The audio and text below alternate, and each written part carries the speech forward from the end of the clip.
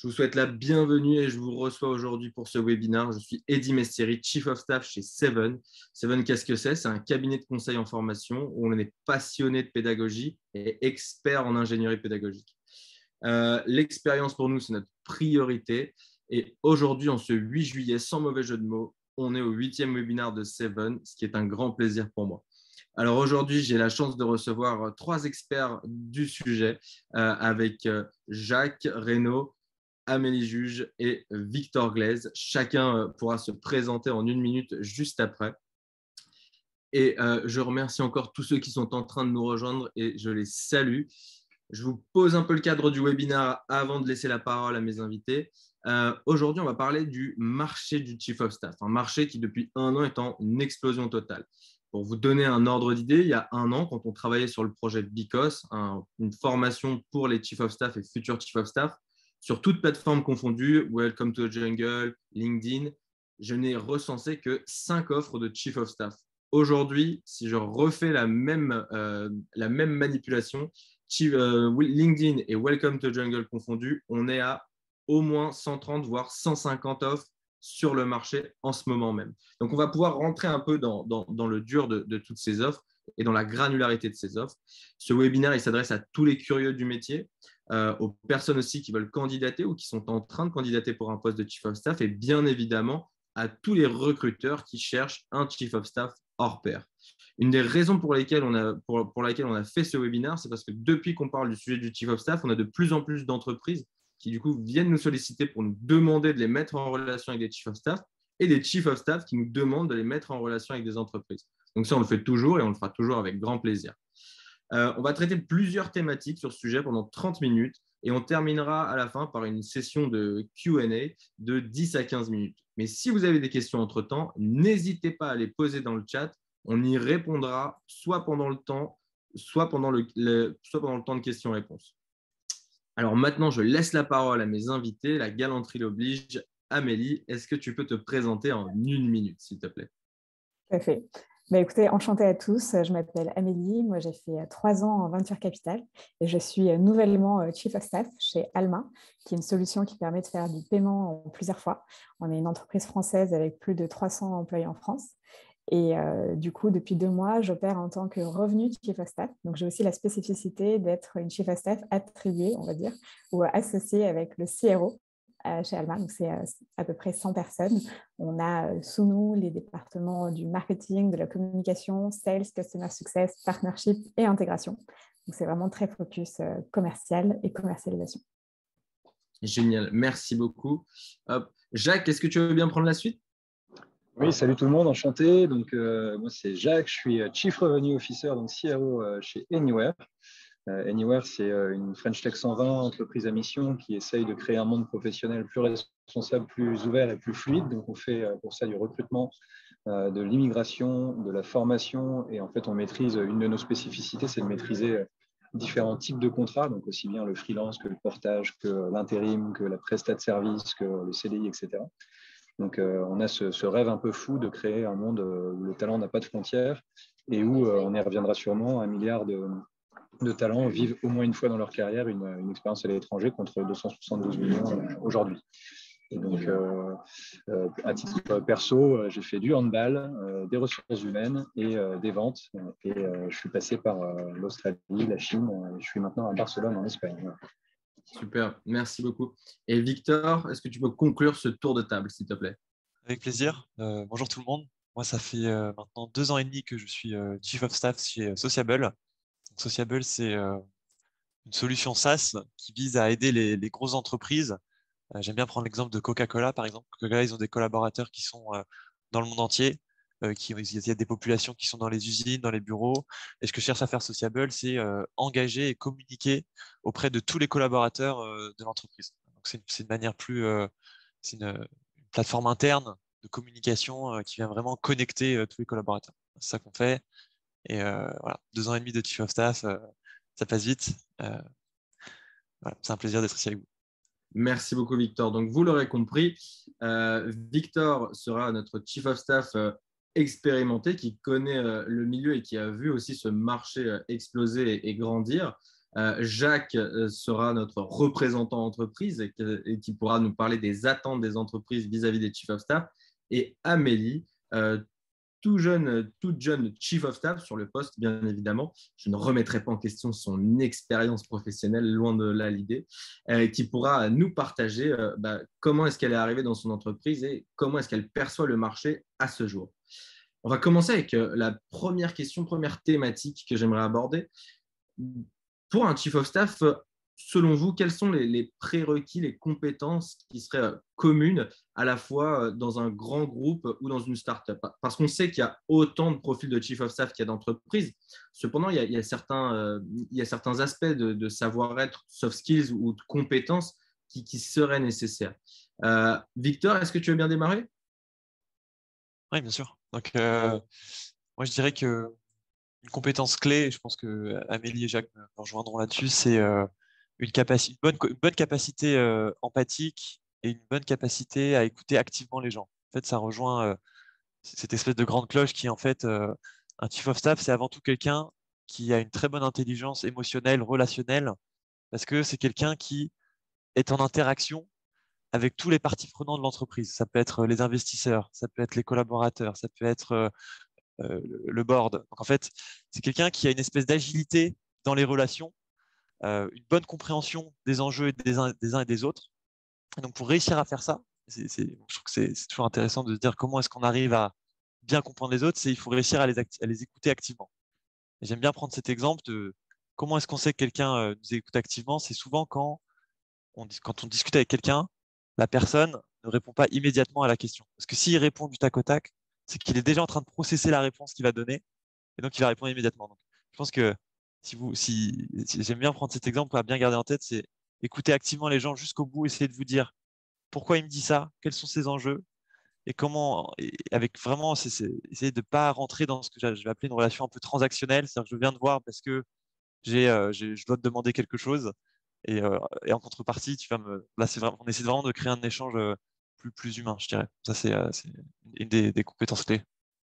Parfait, merci Victor. Et qu'en dit l'entreprise, Jacques? Toi d'ailleurs qui es en plein recrutement, en pleine recherche d'un Chief of Staff.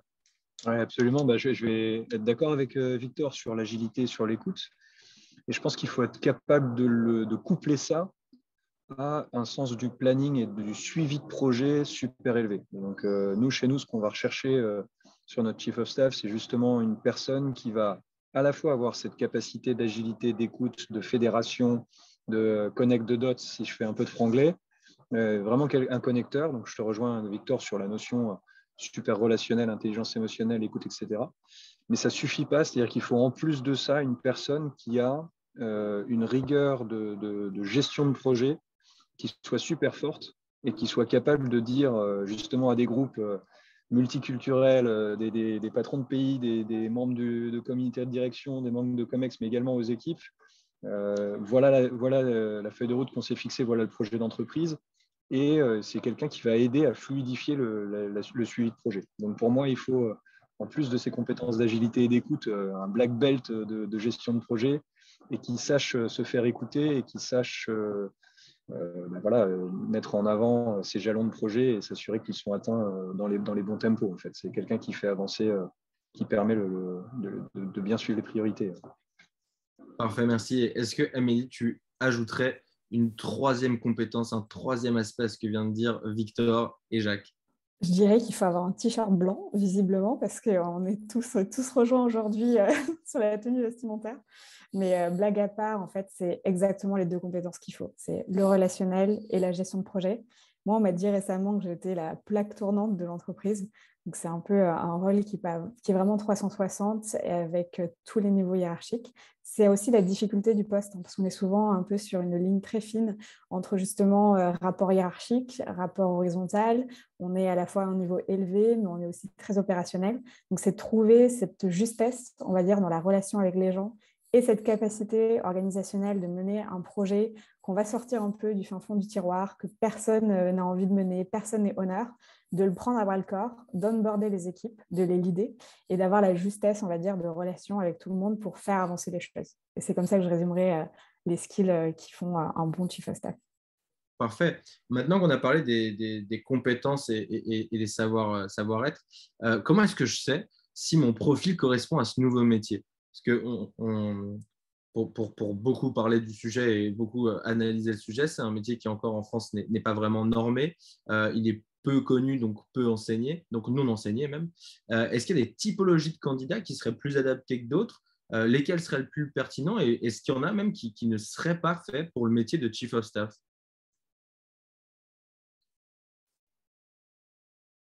Jacques, qu'en dis-tu? Tu nous dis qui y va, Eddy, on te Ouais. suit. Amélie, ça me fait sourire aussi ce que tu as dit juste avant. En fait, je pense que le t-shirt blanc, ça fait partie des codes de la start-up et le sens de l'observation, c'est une des grosses qualités d'un chief of staff. Et donc, d'être capable d'observer des équipes, d'être capable de prendre la température, Victor, tu l'as dit tout à l'heure, de prendre la température aussi de la stamina d'une équipe, etc., pour pouvoir savoir est-ce que je peux accélérer, est-ce qu'il faut faire ralentir, etc.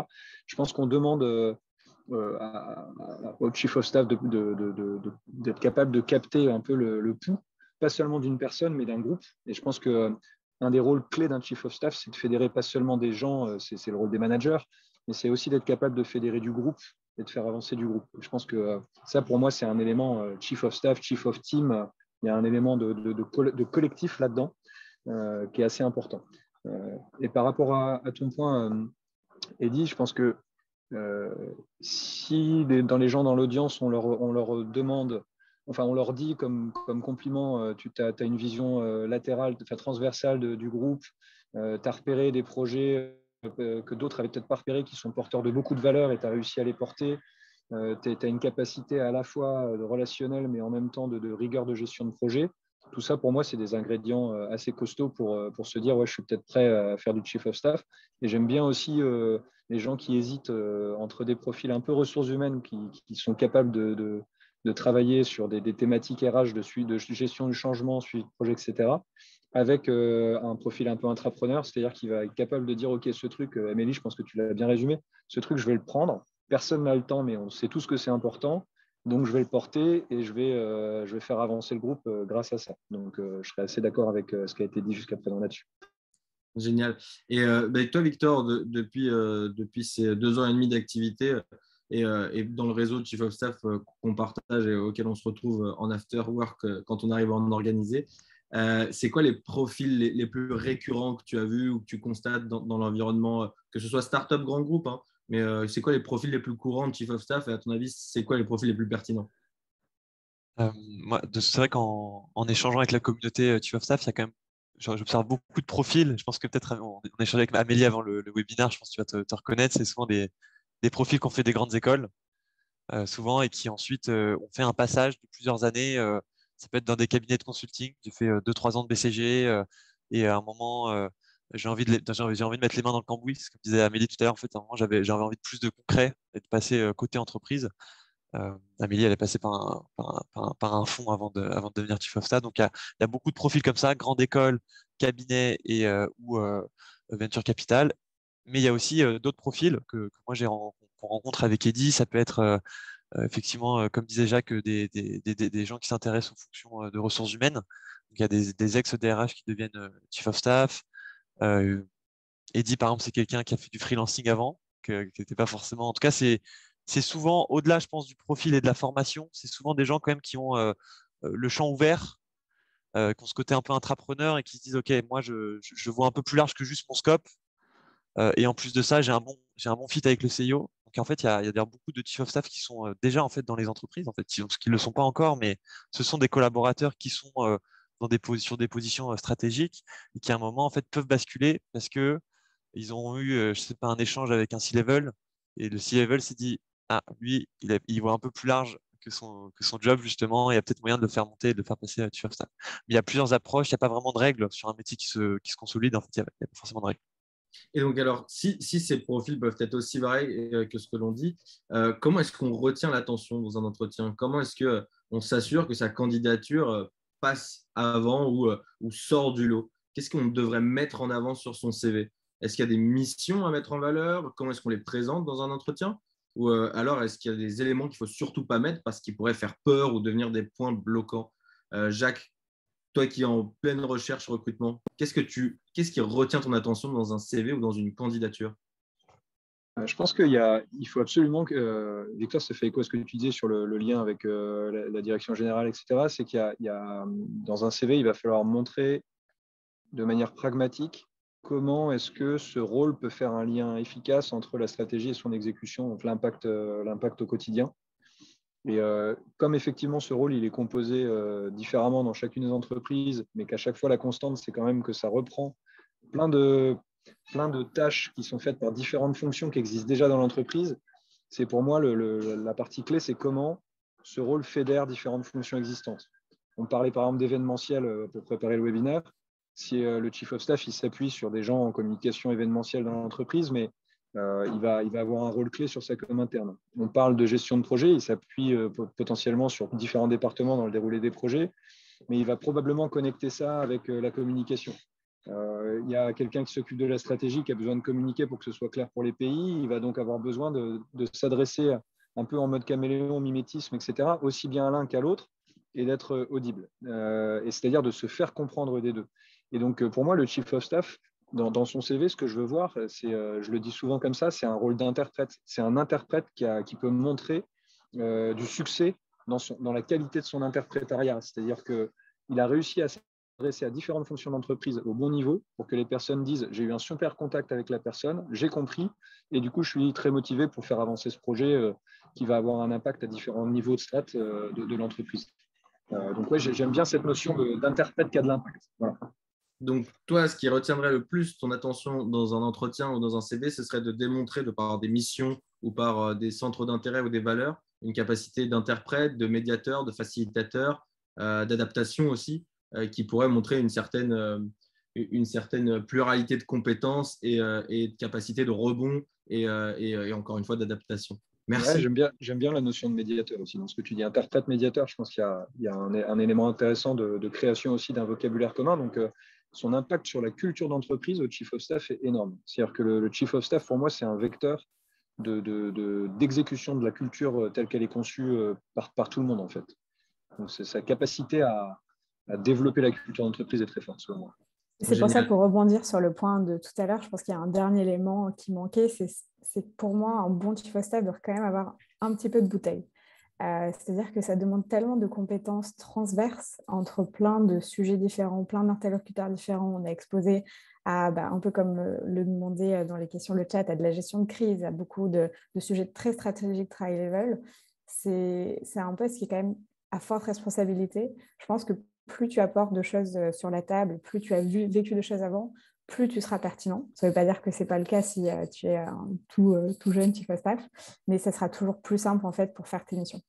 Alors, j'aimerais vraiment revenir sur ce point, mais juste avant, Amélie, je sais que toi, tu as eu une approche assez radicale dans ta façon de postuler et de prendre ton poste. Est-ce que tu peux nous la partager? Je pense que c'est un peu biaisé par ma formation de VC où on nous demande de passer par la fenêtre quand les portes sont fermées pour pouvoir aller chasser des startups.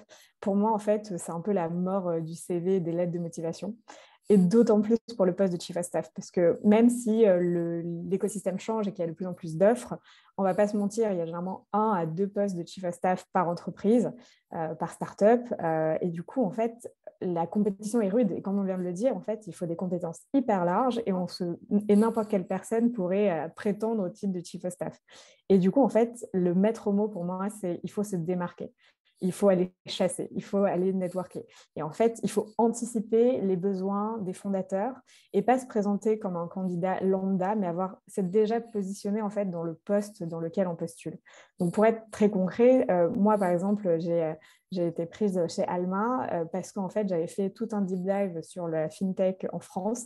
J'avais parlé avec tous les fondateurs possibles et imaginables dans ce secteur. Donc, c'était aussi aidé par ma fonction, mais vous pouvez aussi très bien le faire sans être dans le métier de VC.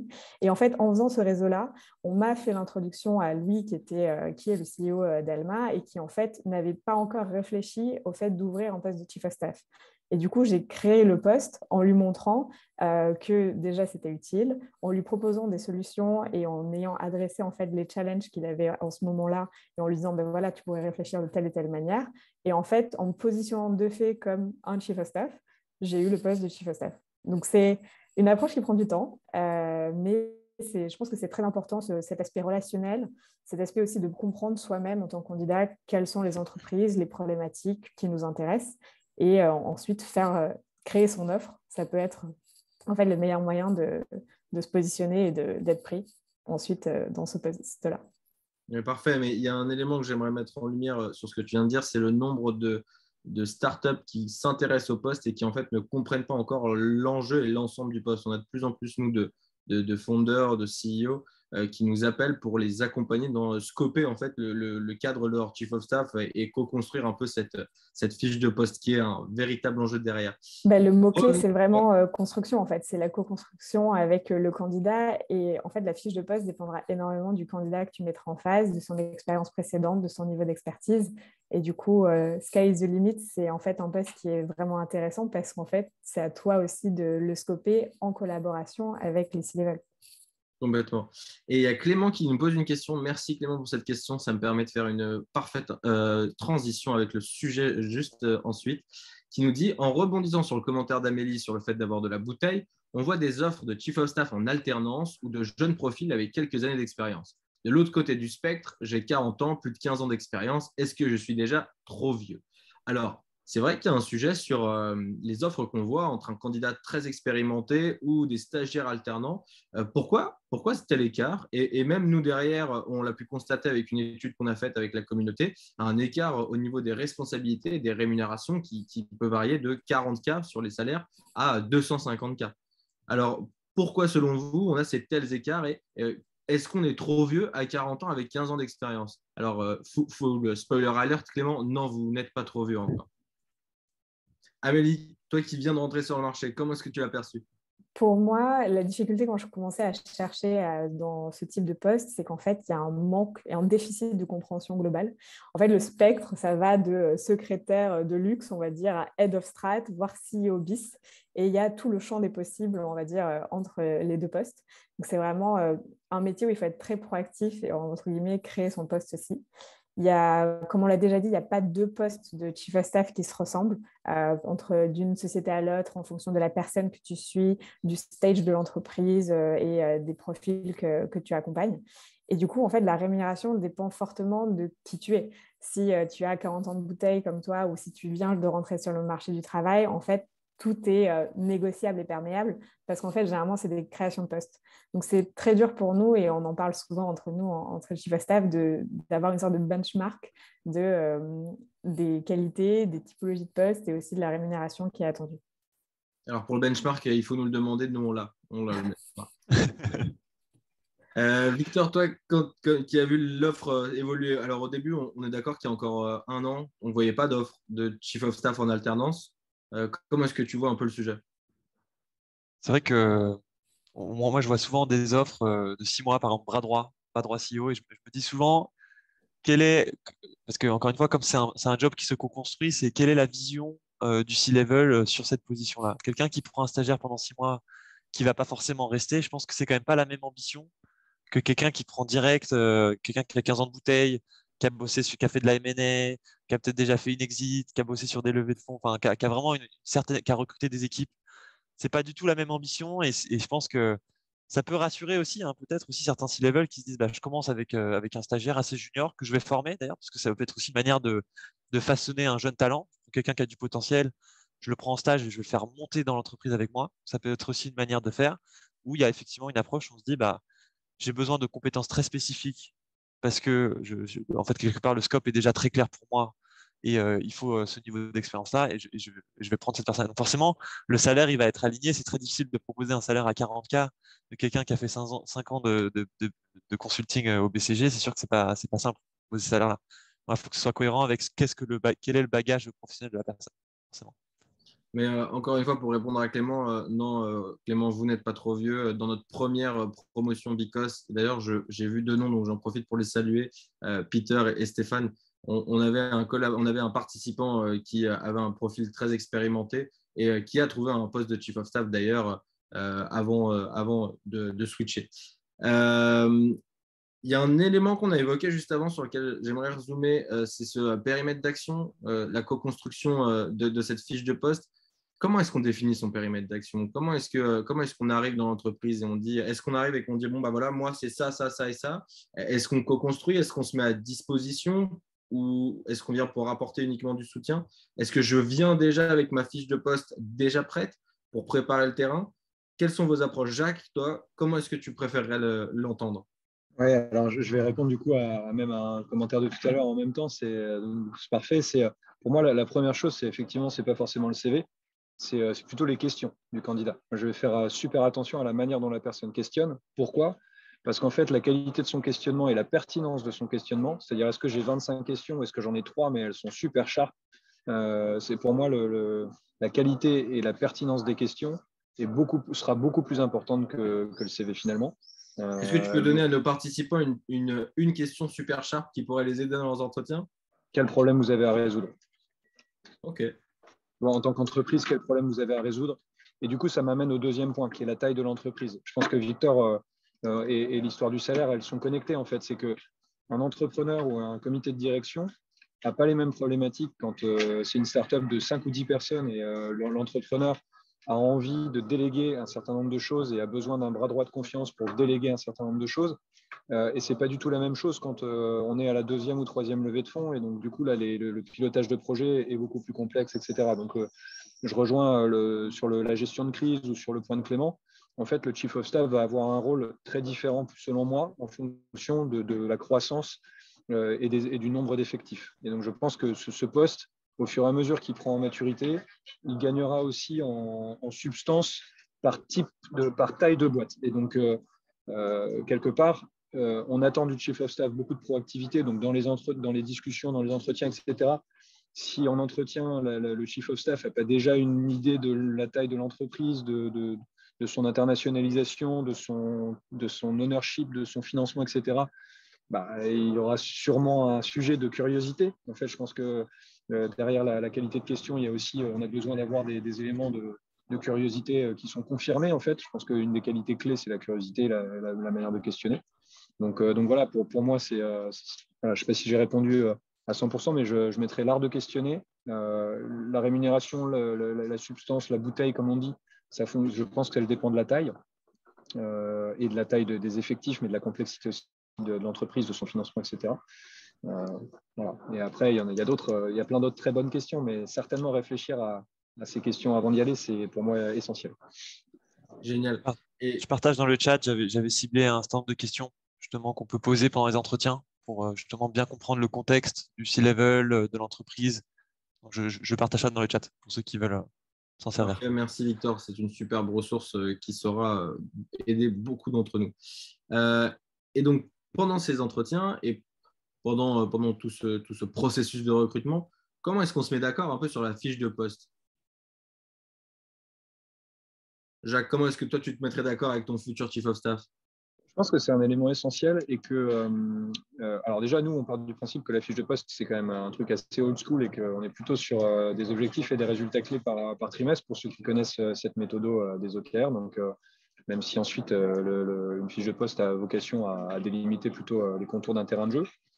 Pour moi, il faut que ce soit quelque chose qui soit fait par itération. Parce qu'on on peut cerner un certain nombre d'éléments clés en amont, mais ce qui sera le plus intéressant pour moi, pour que le Chief of Staff ait le plus d'impact, c'est de laisser peut-être 3 à 6 mois pour co-définir les éléments clés de succès en fait, du poste. Donc, est-ce que c'est libérer du temps à un comité de direction ou est-ce que c'est piloter des projets clés?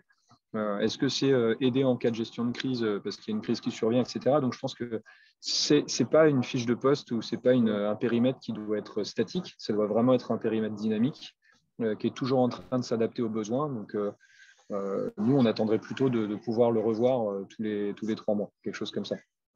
Ok, génial. Et toi, Amélie, comment est-ce que tu l'as vécu? Comment est-ce que tu l'as négocié, cette fiche de poste, ce score? Ouais, en plus, c'était assez récent.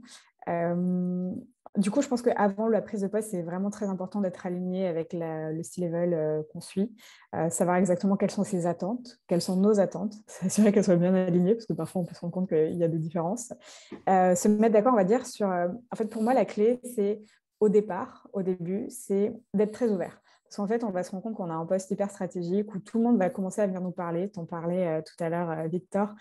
Il va faire un peu, pas le cahier des doléances, mais il va nous dire, mais tiens, il y a tel problème sur tel département, il y a tel autre problème sur lequel tu peux intervenir. Et du coup, moi, j'ai fait un peu une sorte de rapport d'étonnement au début avec toutes les missions, en fait, ou toutes les personnes qui venaient me parler, un peu une liste à l'après-vert des choses sur lesquelles il fallait intervenir. Et là, au bout de 2 mois, avec le rythme qui se ralentit un petit peu sur l'été, c'est s'asseoir en fait avec son C-level et se dire, voilà, j'ai tous ces sujets, lesquels on priorise, lesquels sont urgents, lesquels sont des quick wins, et ensuite tu commences à les adresser. Et en deuxième point, je pense que c'est super important au début, c'est que dès mon premier jour, on m'a donné une mission clé sur laquelle j'avais full ownership, full visibilité. Et c'est très important au départ de montrer qu'en fait, on a de l'impact. Parce qu'en fait, dans ce poste-là, on peut faire un peu tout et n'importe quoi. On peut être assisté sur plein de sujets. Et c'est assez dur pour les équipes souvent de savoir ce qu'on fait en réalité. Et du coup, de se dire que tu as un peu cette mission flagship que tu as pris de A à Z, que tu as menée et sur lequel tu es l'honneur, que les personnes savent t'identifier dessus, c'est vraiment clé pour se dire que tu as un impact. Et après, dans un moyen terme, définir un peu cette liste des missions sur lesquelles tu peux intervenir. Et je finirai sur le fait que, en fait, pour moi, il y a 3 missions en fait, au poste. Et ça répond un peu à ton point, Clément, dans le chat, c'est que tu as un peu les missions pompiers. En fait, je pense qu'il y a au moins 1/5 de ma semaine qui est lié à des projets que je ne peux pas percevoir, qui sont en fait éteindre des feux. Et il faut qu'il y ait quelqu'un qui soit mandaté sur l'extinction de ces feux. Donc, ça peut être la communication pour le board, des problèmes de recrutement, et j'en passe.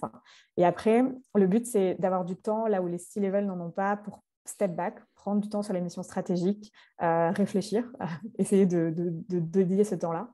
Et le troisième point, c'est vraiment ce que je disais sur cette mission, on a de l'impact, avoir une mission plus opérationnelle qu'on va pouvoir mener de A à Z et onboarder les équipes. C'est comme ça que je résumerai l'arrivée, l'audit et ensuite les next steps en tant que chief of staff.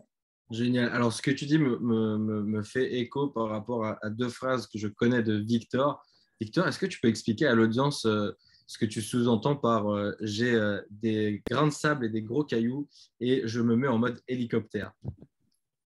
Ouais, j'ai 2 métaphores que j'aime bien prendre pour expliquer les différentes typologies de projets. Donc, il y a les projets gros cailloux, c'est-à-dire ce sont euh, les gros milestones. C'est des sujets de fond, souvent, que je vais devoir pousser, qui vont créer de la valeur sur le long terme. Et à côté de ça, j'ai, comme dirait Amélie, tu vois, des incendies, du sable, donc plein de choses qui viennent quelque part, pas parasiter mon quotidien, mais qui viennent, je veux dire, m'interrompre en permanence sur les gros cailloux, mais qu'il faut gérer. C'est des choses qui, en fait, font partie du job. Il y a plein de petits sujets, micro-sujets, il faut valider, commander un truc. Voilà, mais tout ça euh, fait contribuer à avancer l'entreprise. Mais en parallèle, c'est là où il faut être très organisé aussi, c'est de dire, bah, en fait, je n'oublie pas ce gros caillou. J'oublie pas que le recrutement de cette personne, c'est critique pour l'entreprise, qu'il faut que je relance tel investisseur, qu'il faut que… Ça, c'est des choses, en fait, je pousse sur plusieurs mois. Tandis que je gère des incendies et des grains de sable. Mais comme le fait d'ailleurs un CEO, c'est son quotidien, en fait, hein, d'ailleurs. D'ailleurs, le CEO fait peut-être d'ailleurs plus de sable. Et le mode hélicoptère, c'est-à-dire que dans une entreprise qui grossit, qui se structure, il y a un moment où le chief of staff, en fait, il est déposé en hélicoptère sur le champ de bataille. OK, bah, tous les commerciaux veulent se barrer. J'en sais rien. Voilà, qu'est-ce qui se passe? OK, on va remettre en place le bon système de compensation. On va mettre de la cooptation en place pour les faire revenir. On va faire un comité de crise. Enfin voilà, donc je viens structurer un endroit où c'était pas structuré, il n'y avait pas les bons process, il n'y avait pas les bonnes manières de faire. Et une fois que c'est fait, hop, je remonte dans mon hélicoptère et je suis redéposé ailleurs. Parce qu'encore une fois, on n'a pas une position. C'est un peu ce qui peut être parfois être un peu frustrant. C'est pas nous, le manager de l'équipe sales, par exemple. C'est pas nous qui commandons, mais par contre, on est là pour venir fluidifier et mettre en place les bons outils, les bons process pour que ça marche bien. Voilà. Et une fois que le travail est fait, hop, on va ailleurs. Génial. Merci beaucoup, Dans Victor. cette partie-là, et Victor, je ne sais pas si tu connais cette histoire avec les cailloux et les grains de sable, mais une fois que le bocal est plein, Tu mets de il y l'eau. a il y a cette notion de tu mets de l'eau, et une fois que Oui. c'est plein, il y a cette notion de il reste toujours de la place pour un café avant que ça déborde. Et j'aime bien cette métaphore parce que je pense que le chief of staff, on n'en a pas parlé jusqu'à présent, mais c'est aussi quelqu'un qui est ultra disponible. C'est quelqu'un qui est ultra réactif. Et tu le dis quand tu dis qu'il fluidifie. Et donc, je pense que cette capacité à la fois avoir connaissance des gros cailloux, des grains de sable et d'être capable de mettre de l'eau, mais être capable d'avoir toujours un petit temps pour un café avec un collaborateur, c'est c'est super important.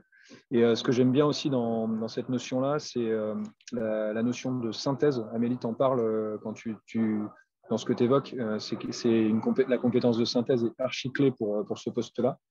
Et le dernier, tu en as parlé, Victor, c'est la notion de cartographie de talent. C'est-à-dire qu'on attend aussi de ce chief of staff, c'est là où ça revient à la curiosité, mais on a besoin, ce n'est pas un substitut à la RH, mais c'est quand même quelqu'un qui connaît très bien, parce qu'il prend des cafés réguliers ou qui fluidifie, etc.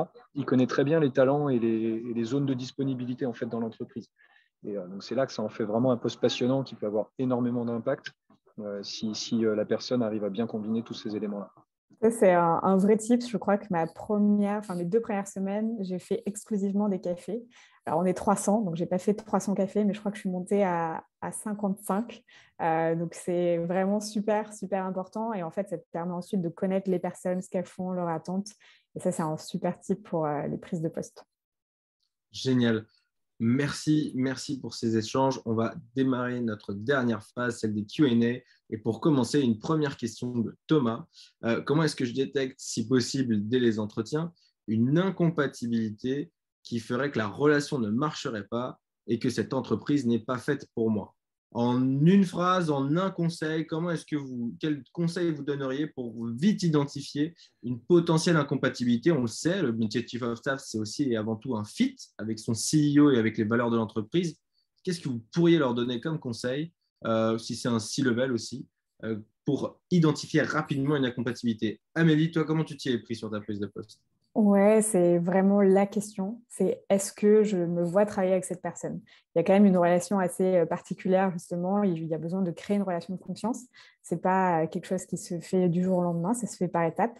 Moi, les questions que je me suis posées, c'était est-ce que j'ai envie de travailler pour cette personne? Est-ce qu'elle m'inspire? Est-ce qu'elle est capable de me manager aussi? C'est-à-dire qu'on cherche quand même quelqu'un qui est capable de manager un rôle où il n'y a pas vraiment de scope et on peut faire tout et n'importe quoi. Donc, il y a cette capacité de compréhension du rôle. Est-ce que cette personne va aussi bien me positionner dans l'entreprise? Parce qu'on peut se positionner tout seul, mais on a aussi besoin d'avoir l'appui du C-level qui va bien définir nos missions, définir notre rôle, toujours être dans la communication avec le reste des équipes sur ce qu'on fait et aussi sur notre autorité, parce qu'on a une autorité qui est assez malléable. On est à la fois positionné, on n'a pas vraiment d'équipe, mais on est un peu en discussion avec les C-level, mais on travaille aussi avec les équipes sur le terrain. Et du coup, ça, c'est vraiment les questions clés que moi, je me suis posées et sur lesquelles j'ai répondu positivement avant de prendre l'offre. Génial. Et toi, Victor, qu'est-ce qui fait que ça matche ou ça ne matche pas? Ouais, je pense que comme toute relation, il faut sentir un peu. C'est assez intuitif. Au-delà de l'aspect compétence, hein, qu'on a bien évoqué, je pense plutôt. Parce que parfois, on peut se dire, bah, la personne est très sympa, on s'entend bien, mais quelque part, en termes, ça délivre pas suffisamment. Donc ça peut être. Donc une fois qu'on a passé ce filtre-là de la compétence, c'est plutôt, comme disait Amélie, en fait, c'est est-ce qu'on s'entend bien avec la personne, est-ce qu'on est content. Moi, je sais que quand je travaille avec le CIO, en fait, il y a une espèce d'émulation, une espèce d'excitation qui se fait. Les idées viennent, ok, on met ça en place, comment on le fait. Enfin voilà, il y a une espèce de fluidité dans la relation. Moi, ça fait un moment, hein, ça fait 3 ans et demi au total que je travaille avec le fondateur de Sociable, donc forcément on se connaît bien.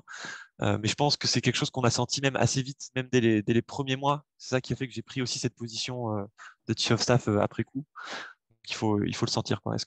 Et souvent c'est lié à un alignement. Ça peut être un alignement des valeurs dans la manière dont on voit le business, dans la manière dont on voit, je sais pas, l'industrie, la manière dont on veut faire les choses, l'ambition qu'on a. Le fait d'avoir tous ces alignements fait qu'à un moment il y en a une bonne relation de travail et c'est fluide. Et aussi, Génial. peut-être, je rajouterais le fait d'être capable de challenger en fait, son C-level. En fait, à ce niveau de position dans la boîte, personne n'ose vraiment trop challenger. Tu es un peu on top de ta montagne, mais tu es tout seul. Et du coup, c'est aussi le poste de chief of staff d'avoir cette relation de confiance qui est tellement forte qu'on peut dire bah, là, je ne suis pas tout à fait d'accord pour telle et telle raison, remettre un peu les choses sur le tapis. Et je pense que c'est quelque chose qui est très apprécié à tous les niveaux, en fait, de se positionner comme ce challenger avec une position un peu externe. En effet, il y a Stan Schwab, Chief of Staff chez Vitaliance, qui a pour mission au quotidien de challenger son CEO et le COMEX, et son CEO étant Amir, et qui, oui, ça fait partie vraiment de ses attentes et on veut ça de lui. C'est très courant. Après, ça n'est pas dans toutes les entreprises. Je mets un peu de nuances là-dedans. Certains CEO ne souhaitent pas un chief of staff qui les challenge à ce point. Et pour toi, Jacques, alors, est-ce que c'est une question d'alignement ou est-ce qu'il y a d'autres aspects aussi? Ouais, alors pour le coup, sur être porte-parole du challenge, je pense que ça, nous, on serait, Amélie, je te rejoins à 100%, on serait, ça fait partie des compétences clés du Chief of Staff pour moi. Et après, par rapport à ta question, ce serait pour moi plutôt est-ce que je suis prêt est-ce que j'ai envie, est-ce qu'après avoir rencontré les gens, j'ai envie de faire accélérer cette boîte en fait, parce que pour moi, le Chief of Staff, c'est un accélérateur d'histoire en fait entre la stratégie et l'exécution. C'est quelqu'un qui, encore une fois, qui challenge, qui prend le pouls des équipes et qui aide à faire accélérer l'histoire. Et je pense que sur cette prise de décision de Chief of Staff, évidemment, le fit avec les gens, il est essentiel, le fait d'être aligné, de se sentir bien, etc. Mais je pense que ça va au-delà. Je pense que c'est aussi la vision, la mission de la boîte et l'envie d'avoir un impact et de faire accélérer les choses. Génial. Et une peut-être dernière... si on rajoute, pardon, excuse-moi, vas-y. la position du C-level, comment est-ce qu'il doit voir justement ce chief of staff? En fait, les questions que le C-level doit se poser avant de faire son recrutement, c'est est-ce qu'il va avoir confiance dans cette personne? Est-ce qu'il y a bien sûr un intuitif personnel? Est-ce qu'il a aussi confiance dans le fait de lui confier tous les sujets les plus stratégiques, les plus brûlants, les plus parfois qui peuvent mettre mal à l'aise des informations? Donc, ça doit être vraiment un peu quelqu'un avec qui on a une confiance à 100%. Et aussi, est-ce que c'est quelqu'un qui est capable de gérer à la fois le côté changement permanent, on doit tout le temps un peu se remettre en question, la pression et le rythme qui est un peu lié à cette position. On ne va pas se mentir, on n'est pas non plus sur des postes facile. Et du coup, c'est vraiment une question clé. Et je pense que c'est très important d'être transparent entre vous au début de la relation sur cet aspect confiance et capacité à tenir le rythme. Complètement. Et d'ailleurs, l'équilibre de vie est un sujet qu'on voudrait aborder dans un prochain webinaire, spécialement sur le métier du Chief of Staff. Il y avait une dernière question qu'on nous a envoyée en message privé de Louise. Une fois en poste, comment les intervenants font-ils pour savoir comment ils ont de l'impact et relayer cet impact auprès des équipes et C-level? Ce serait quoi votre bonne pratique en une phrase pour relayer cette info et ces quick wins? Qui souhaite répondre en premier? Alors, je peux y aller. Nous, je pense que on en a parlé avec la synthèse, on en a parlé avec les qualités de communication, tout ce qui est communication visuelle. Quand je faisais référence au Black Belt gestion de projet, c'est quelqu'un qui est capable de faire un retour sur l'expérience d'un projet. Et pour reprendre ce que disait Amélie sur la notion de confiance, je pense qu'il y a cette notion d'être capable de prendre d'abord des petits projets et de montrer l'impact et d'être capable de faire une synthèse de j'ai pris tel projet, j'ai eu tel impact. Et au fur et à mesure qu'on gagne la confiance, parce que je pense aussi que sur une prise de poste, ça se fait petit à petit, il faut qu'elle soit là par défaut, ça c'est n'importe quelle équipe, mais une fois qu'elle est là, comment aussi elle grandit au fur et à mesure que la personne grandit dans le poste. Donc, et je pense qu'il faut des dashboards d'impact qui disent, voilà, à l'issue de chaque projet que je mène, voilà l'impact que ça a. Et c'est là où je reviens à cette notion de vecteur de culture, c'est que la manière dont ça va être retranscrit et la manière dont ça va impacter positivement la culture d'entreprise, la culture de coopération, de collaboration, etc. Je pense que c'est un impact décuplé en fait dans le rôle du Chief of Staff. Donc, génial. C'est pas toujours simple. Hein. Honnêtement, mesurer l'impact du Chief of Staff, ça revient à mesurer l'impact par exemple, d'un CIO, par exemple. Comment est-ce qu'on mesure l'impact d'un CIO? Souvent, ce sont des positions où ils sont très dispersés sur plein d'actions. Et finalement, on se dit, finalement, l'impact du CIO, c'est d'avoir fait grossir la boîte. Au bout du bout, c'est ça. C'est quand même c'est la croissance. Donc, c'est pas un exercice qui est simple. D'ailleurs, je pense que ce serait intéressant de le modéliser un peu, de théoriser justement comment est-ce qu'on mesure l'impact sur ça. Peut-être que Edith a un peu de temps pour plancher sur le sujet cet été. Merci. Et je pense que sur savoir si comment relayer cet impact, je pense qu'il faut toujours donner de la visibilité au maximum sur ce qu'on a fait. Parce que comme c'est un métier de l'ombre, on n'est pas toujours vu très visible, il ne faut pas hésiter en fait à temps en temps faire un petit report sur qu'est-ce qui a avancé, comment on est passé d'un point A à un point B, comment est-ce qu'on a fait avancer ça. Il faut de façon assez habile réussir à ce que les gens sachent en fait. Sachent en quoi j'ai contribué en fait. Tu as raison, Victor, et il y a énormément d'intangibles. Pour moi, quand on en parle chez nous, on parle de boost sur les valeurs, en fait, par rapport à toute cette notion de culture d'entreprise. C'est comment le Chief of Staff a boosté notre valeur engagement, notre valeur de plaisir, notre valeur d'audace, notre valeur de diversité. Et en fait, il ne faut pas forcément aller chercher sur des pour moi, sur des impacts uniquement financiers, mais vraiment aller chercher aussi sur l'intangible, sur la culture d'entreprise, sur la satisfaction des équipes. Il y a des choses qui peuvent être tangibilisées, c'est-à-dire faire une petite étude auprès de 15 personnes d'une équipe pour savoir si le rôle du Chief of Staff a contribué positivement à la gestion du projet. Ça, c'est tangible, c'est factuel, c'est une note sur 5, quelque chose comme ça. Mais souvent, ce qui est difficile, c'est de le rendre visible. Une fois que c'est fait, le rendre visible, c'est pas… Voilà. Et donc, je reviens à la notion de synthèse. Il faut que ce soit régulier, rapide et synthétique. Parfait. En parlant de synthèse, il faut que nous concluons parce que vous avez tous aussi des agendas très occupés. Merci beaucoup à tous pour vos interventions et vos précieux conseils. J'espère que ce webinaire en a inspiré plus d'un, qu'il a su donner des guides à ceux et celles qui sont sur le point de postuler au métier de Chief of Staff et à ceux qui recherchent des talents. Pour info, et je reprécise pour les futurs Chief of Staff qui nous regardent ou les jeunes COS, sachez qu'on a lancé un programme qui s'appelle BICOS, un programme spécialement dédié au métier de Chief of Staff qui se déroule sur 10 jours en immersion en entreprise, durant lesquels vous vous confrontez au quotidien du métier de COS en rencontrant des Chief of Staff comme Victor. On a lancé déjà 2 batchs et j'ai eu le plaisir aujourd'hui de voir 2 de nos alumni dans le webinaire. Notre prochain batch débutera le 21 septembre. Si ça vous intéresse, n'hésitez pas à nous solliciter. Et pour conclure, je laisse le mot de la fin à Victor, à Amélie et à Jacques. Victor, Amélie, Jacques, quel est pour vous le mot de la fin? Moi, je n'ai pas vraiment un mot spécifique. Merci pour les questions. C'était un échange très sympa. N'hésitez pas, à m'ajouter sur LinkedIn si vous voulez, je sais pas, vous rentrer en poste, vous cherchez à rentrer en poste. Mon LinkedIn est toujours ouvert, donc c'est toujours un plaisir de prendre une demi-heure dans la semaine pour échanger. Voilà, n'hésitez pas. Moi, je dirais c'est un peu que le début.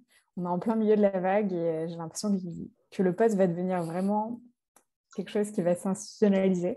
Et en fait, ça va être super intéressant de voir l'évolution en fait, de ce poste dans la vie et dans plein de startups différentes. Et je pense que nos réponses seront aussi amenées à changer au fur et à mesure. Et du coup, comme Victor, toujours heureuse de pouvoir répondre à des questions. Je suis passée sur le process de recrutement il y a pas si longtemps. Donc, si je peux aider, n'hésitez pas. Mon LinkedIn ou par mail, c'est amélie.jeu@alma.eu. Parfait. Et Jacques? J'allais dire, du coup, je vais répéter, mais déjà, merci, Eddy et Seven, pour nourrir en fait la réflexion sur ces thématiques-là. Merci beaucoup. Le deuxième, c'est on recrute. donc, s'il y a des gens qui sont inspirés par tout ça, on a envie d'entendre parler d'eux. Et je terminerai sur le sens de l'observation d'Amélie en disant on a tous un t-shirt blanc. Là, je vous ai mis le petit pins des objectifs de développement durable. Et je pense que la tech française au sens large est assez engagée. Et je pense que le Chief of Staff a un rôle majeur dans l'accélération de cet engagement de la tech et de manière plus générale des startups dans l'atteinte de ces objectifs-là. Donc, je pense que Eddy et Seven, ce que vous faites, contribue à accélérer ça. Et voilà, je pense que c'est super important. Donc merci. Merci beaucoup. Je ne vais pas parler des valeurs que je défendrai sur l'éducation bec et ongles, mais qui vont tout à fait dans ce sens. Merci. Bien évidemment, ce replay sera disponible sur notre chaîne YouTube. Merci à tous. J'étais ravi d'animer ce 8e webinaire. N'hésitez pas à me solliciter sur LinkedIn si vous souhaitez aller plus loin sur le sujet. Merci encore. Je vous souhaite un bon appétit et de bonnes vacances et un bon week-end en avance à tous ceux qui sont là et présents aujourd'hui. À très vite pour un prochain webinaire. Merci. Merci à tous.